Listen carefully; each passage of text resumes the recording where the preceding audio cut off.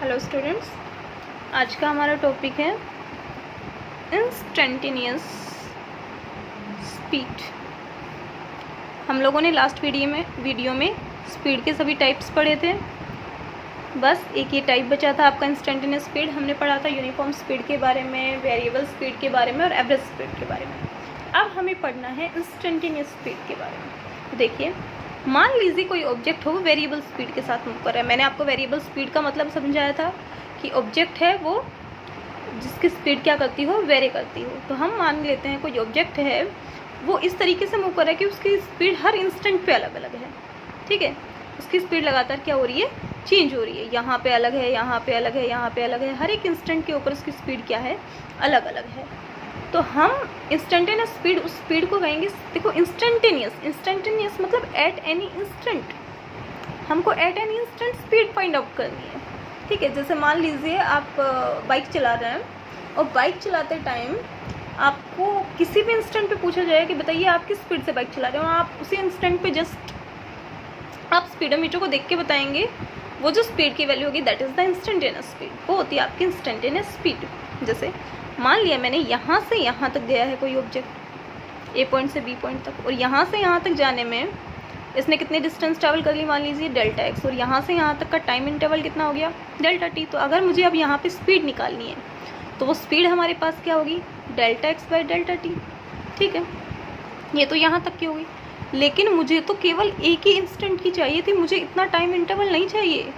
जैसे ऑब्जेक्ट जब ट्रैवल कर रहा है, मैंने यहाँ पे पूछा कि आप यहाँ पे बताइए मुझे स्पीड कितनी है, और आपने जब बताया तो वो स्पीड मुझे इतने मतलब यहाँ से यहाँ तक की डिस्टेंस देखी, फिर यहाँ से यहाँ तक का टाइम इंटरवल लिया और इन दोनों का रेशियो करके आपने स्पीड बताई। वो तो मेरी एवरेज स्पीड हो जाएगी। लेकिन मुझे तो क्या चाहिए, इंस्टेंटेनियस स्पीड। मुझे इसी इंस्टेंट की स्पीड चाहिए। तो इसी इंस्टेंट पे तो आपके पास टाइम इंटरवल इतना ज़्यादा होना ही नहीं चाहिए। ठीक है, तो मेरा टाइम इंटरवल देखिए, अगर मैं इतना सा भी लेती हूँ तो भी मेरे पास कुछ ना कुछ टाइम इंटरवल होगा। तो मेरा टाइम इंटरवल तो बिल्कुल मुझे इसी पॉइंट का ही चाहिए। मतलब टाइम इंटरवल बिल्कुल मेरा कितना हो जाना चाहिए, 0। लेकिन अगर मैं टाइम इंटरवल को 0 लेती हूँ तो स्पीड की वैल्यू क्या हो जाएगी, इन्फिनिटी हो जाएगी। तो मुझे यहाँ पे बिल्कुल 0 ना लेके ये वैल्यू लगभग क्या लेनी चाहिए, टाइम इंटरवल को लगभग 0 के आसपास लेना चाहिए। तो यहाँ पे हम लगाते हैं लिमिट जो टेंड कर रही है 0 को।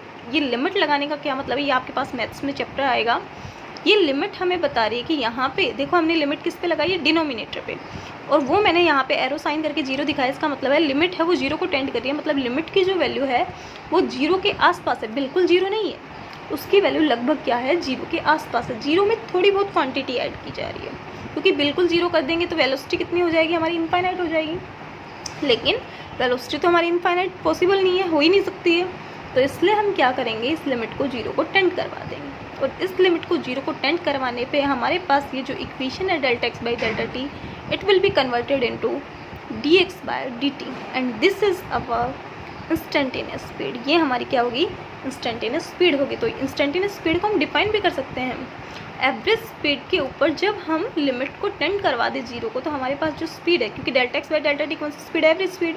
और जब हम इसके ऊपर क्या कर देंगे, लिमिट अप्लाई कर देंगे, जो लिमिट क्या होनी चाहिए, बहुत ही स्मॉल होनी चाहिए। तो उस टाइम पे जो हमारी स्पीड बनेगी that will be instantaneous speed. वो कौन सी स्पीड होगी, इंस्टेंटेनियस स्पीड। ठीक है, इतना ही था इसके बाद। अब एक चीज़ समझनी है कि अगर कोई ऑब्जेक्ट यूनिफॉर्म मोशन में हो, देखो मैंने आपको यूनिफॉर्म स्पीड समझाई ना, ऐसे ही हमारे पास होता है यूनिफॉर्म मोशन। क्योंकि यूनिफॉर्म मोशन ही वो होता है जिसमें आपके पास ऑब्जेक्ट है उसकी स्पीड क्या हो, सेम हो। तो अगर कोई ऑब्जेक्ट है वो यूनिफॉर्म स्पीड के साथ मूव कर रहा है, यूनिफॉर्म स्पीड का मतलब हर जगह उसकी स्पीड 5 है। तो अगर कोई ऑब्जेक्ट यूनिफॉर्म मोशन में मतलब उसकी स्पीड सेम है, तो मैं उसके किसी भी इंस्टेंट पे चेक करूँगी तो हर बार मुझे स्पीड बताइए 5 मिलेगी या नहीं मिलेगी। तो हर बार स्पीड 5 है, किसी भी इंस्टेंट पे चेक करें, और किसी भी इंस्टेंट पे चेक कर रहे हैं वो कौन सी स्पीड हो जाएगी, इंस्टेंटेनियस स्पीड। तो अगर आपसे पूछा जाए कि यूनिफॉर्म मोशन के दौरान इंस्टेंटेनियस स्पीड की वैल्यू कितनी होती है, तो वो वैल्यू वही होगी जो किसकी होती है, यूनिफॉर्म स्पीड की होती है। ये चीज़ आप याद रखेंगे।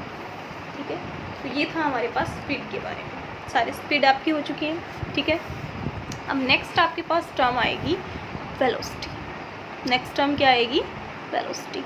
ठीक है, वेलोसिटी भी लगभग स्पीड के जैसा है, बस थोड़ा सा चेंज है। हम किसी ऑब्जेक्ट की वेलोसिटी को अगर हमें डिफाइन करना है तो ये हमारे पास रेशियो रहेगा। It is the ratio of the displacement to the corresponding time taken. ठीक है, कोई ऑब्जेक्ट है वो कोई डिस्प्लेसमेंट कवर कर रहा है किसी गिवन टाइम में, तो इन दोनों का जो रेशियो है दैट इज़ कॉल्ड वेलोसिटी। वो हमारे पास क्या कहलाएगा? वेलोसिटी कहलाएगा। समझ में आया होगा? डिस्प्लेसमेंट के बारे में आप जानते हैं, टाइम के बारे में आप जानते हैं, तो इन दोनों का जो रेशियो होगा दैट इज़ कॉल्ड वेलोसिटी। अब आप मुझे बताइएगा वेलोसिटी स्केलर क्वांटिटी है या वेक्टर क्वांटिटी, क्योंकि आप जानते हैं टाइम तो होता है स्केलर और डिस्प्लेसमेंट क्या होता है? वेक्टर। जब ये वेक्टर है तो ये वाली टर्म भी क्या होगी? वेक्टर ही होगी। इट्स मीन वेलोसिटी कैसी क्वांटिटी होती है? Velocity will be a vector quantity. और वेक्टर क्वांटिटी का मतलब क्या है? वो क्वांटिटी जिसका मैग्नीट्यूड एंड डायरेक्शन हो, जिसमें मैग्नीट्यूड भी हो और उसके साथ साथ क्या हो? डायरेक्शन हो। ठीक है, डिस्प्लेसमेंट के बारे में आपने पढ़ा था। डिस्प्लेसमेंट की वैल्यू जीरो भी हो सकती है, पॉजिटिव भी हो सकती है और नेगेटिव भी हो सकती है। सेम वेलोसिटी भी आपके पास क्या होगी? जीरो भी हो सकती है, पॉजिटिव भी हो सकती है, नेगेटिव। वो डिपेंड करेगा डिस्प्लेसमेंट पे। If displacement is zero then velocity will be zero. If displacement will be positive then velocity will be positive. Displacement is negative then velocity will be negative. That will be according to the displacement. ठीक है, इसकी unit बताइए। आप displacement की unit जानते हैं। Displacement की unit क्या होती है? मीटर। और टाइम की क्या होती है? सेकंड। तो इसकी यूनिट क्या होगी? मीटर पर सेकंड। और सीजीएस में देखेंगे तो सेम इसकी तरह ही सेंटीमीटर पर सेकंड यही रहेगा। Dimension formula will be the same according to the speed. Same speed के जैसा ही होगा। ठीक है, क्योंकि स्पीड आपको पता है मास का यहाँ पे कोई रोल नहीं है, तो m0। डिस्प्लेसमेंट के लिए लेंथ है एक तरीके से L1 और टाइम अपॉन में है, जिसको न्यूमिनेटर में लेके जाएंगे तो पावर कितनी हो जाएगी? -1। ठीक है, ये आपके पास रहेगा वेलोसिटी का। ठीक है, इसमें भी हमारे पास यूनिफॉर्म वेलोसिटी होगा। अब आप ये बताइए यूनिफॉर्म स्पीड में क्या था? यूनिफॉर्म स्पीड में हमारे पास था अगर कोई ऑब्जेक्ट है इक्वल टाइम में इक्वल डिस्टेंस जब ट्रैवल कर रहा था उसका रेशियो हमारे पास क्या हो गया था? Uniform speed. तो यहाँ पे क्या होना चाहिए? अगर कोई ऑब्जेक्ट है इक्वल टाइम में इक्वल डिस्प्लेसमेंट ट्रैवल करे तो वो हमारे पास क्या हो जाएगा? यूनिफॉर्म वेलोसिटी हो जाएगी। तो देखिए यहाँ पे कितना हो जाएगा? 2 मीटर पर सेकंड। और यहाँ पे भी हो जाएगा 2 मीटर पर सेकंड, क्योंकि यहाँ पे 20 मीटर 10 सेकंड में कवर किए जा रहे हैं, यहाँ पे 20 मीटर 10 सेकंड में कवर किए जा रहे हैं। सेम उसकी तरह ही जैसे आपने यूनिफॉर्म स्पीड पढ़ा था। ठीक है, नेक्स्ट टर्म आपके पास आएगा uniform motion in a straight line. Uniform motion in a straight line, देखिए इसको समझिएगा ध्यान से। यहाँ से हमारे क्या होते हैं? फॉर्मूलाज आने स्टार्ट हो जाते हैं, तो इसको समझिएगा। एक सेकेंड, ये समझ सकते हैं। हम पढ़ना स्टार्ट करते हैं। Uniform motion in a straight line. देखिए हम किसी ऑब्जेक्ट को कहेंगे कि वो यूनिफॉर्म मोशन में है अगर उसकी क्या कांस्टेंट हो? वेलोसिटी हो, वो यूनिफॉर्म हो। और यूनिफॉर्म का मतलब मैंने आपको बताया, यूनिफॉर्म का मतलब कांस्टेंट हो। और ये कांस्टेंट कब हो सकता है? जब ऑब्जेक्ट है वो इक्वल डिस्प्लेसमेंट कवर करे in equal interval of time. अगर ऑब्जेक्ट क्या करे? Equal interval of time. अगर कोई ऑब्जेक्ट है वो इक्वल इंटरवल ऑफ टाइम में इक्वल डिस्प्लेसमेंट ट्रैवल करता है तो इसका मतलब ऑब्जेक्ट क्या है हमारे पास? सॉरी, मोशन है वो हमारे पास क्या है? Uniform motion. देखिए इसको समझने के लिए मान लेते हैं हम यहाँ पे लेते हैं कि ओरिजिन। ठीक है, ऑब्जेक्ट है वो ओरिजिन से चलना स्टार्ट करता है, ए पॉइंट पे पहुँचता है, उसके कुछ देर बाद बी पॉइंट पे पहुँचता है और उसके कुछ देर बाद सी पॉइंट पे पहुँचता है। ठीक है, उसके नेक्स्ट टर्म में हम यहाँ पे लेते हैं, यहाँ से जब वो टाइम को नोट करना स्टार्ट करता है टाइम 0 है, ओरिजिन पे हम टाइम 0 ले रहे हैं। यहाँ तक पहुँचा है, टाइम हो गया है t1, यहाँ पे टाइम हो गया है t2 और यहाँ पे टाइम हो गया है t3। समझ में आया इतना? ठीक है, अब यहाँ पे जब ऑब्जेक्ट है, देखिए वो कुछ इस तरीके से चलना स्टार्ट करता है। ऑब्जेक्ट ओ से सी की तरफ गया है, तो जब ऑब्जेक्ट ओ से ए तक जाता है तो मान लीजिए वो डिस्टेंस ट्रैवल कर रहा है x1 और डिस्प्लेसमेंट हम लेंगे ओ से ए की तरफ जा रहा है। तो यहाँ पे देखिए मैंने क्या बताया था आपको, डिस्प्लेसमेंट का लिखने का तरीका ओ से ए तक वो इस तरीके से गया है कि उसने कितने डिस्प्लेसमेंट ट्रैवल की है x1 और यहाँ पे ये इसकी डायरेक्शन हो जाएगी। ठीक है, अगर ऑब्जेक्ट को हम ओ से बी तक देखें, ओ से बी तक जाने में टाइम लिया t2 और ये जितनी डिस्प्लेसमेंट ट्रैवल की वो हम ले लेते हैं x2 है। ठीक है, और ओ से सी तक की भी अगर हमें देखनी है वो हम ले लेते हैं x3 है। समझ में आया इतना? तो हमें मान लीजिए हमें निकालनी है स्पीड ए से बी के बीच की। We want to calculate the speed average velocity या velocity between the point A and B. A और बी के बीच की निकालते हैं। तो ए और बी के बीच की अगर हमें डिस्प्लेसमेंट, जैसे मैं आपको कहूँ यहाँ से यहाँ तक की डिस्टेंस है 20 और यहाँ से यहाँ तक की 40, तो आप क्या बताएंगे मुझे ए से बी के बीच की डिस्टेंस या डिस्प्लेसमेंट कितनी हुई? 40 - 20 20 ही बताएंगे। तो ऐसे ही मुझे चाहिए ए से बी के बीच की डिस्टेंस। तो ए से बी के बीच की डिस्टेंस कैसे हो सकती है? अगर मैं ओ बी में से ओ ए को सब्ट्रैक्ट करती हूँ, ए बी चाहिए तो ए बी कैसे मिल सकता है? अगर मैं ओ बी में से ओ ए को सब्ट्रैक्ट करूँगी तो मेरे पास ए बी आ जाएगा। तो ओ बी की वैल्यू कितनी है? x2 और माइनस ओ ए की वैल्यू कितनी है? x1। ये हमारे पास बताइए डिस्प्लेसमेंट आई या नहीं आई ए बी के बीच की? This is the displacement. ये हमारी हो गई है डिस्प्लेसमेंट। अब हमें क्या चाहिए?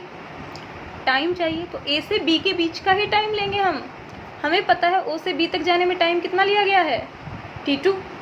और ओ से ए तक जाने में टाइम कितना लिया है? t1। तो दोनों का सब्ट्रैक्शन करेंगे तो बताइए ए से बी के बीच का टाइम इंटरवल हमें मिला या नहीं मिला?